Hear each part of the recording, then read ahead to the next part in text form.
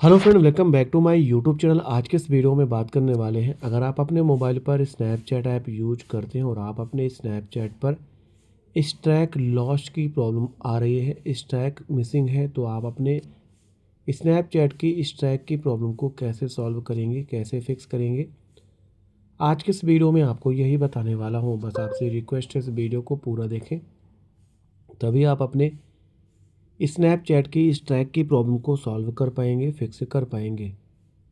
Snapchat की स्ट्रैक की problem को सॉल्व करने का सबसे आसान तरीका है, आप अपने मोबाइल के प्ले स्टोर पर जाएंगे, सर्च बार में जाएंगे और टाइप करेंगे स्नैपचैट और सर्च करेंगे। ये रहा स्नैपचैट का ऑफिशियल ऐप।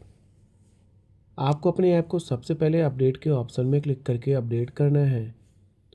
अपडेट कंप्लीट होने के बाद अपने फ़ोन को एक बार रीस्टार्ट करेंगे और आपके स्नैपचैट की स्ट्रैक प्रॉब्लम सॉल्व हो जाएगी।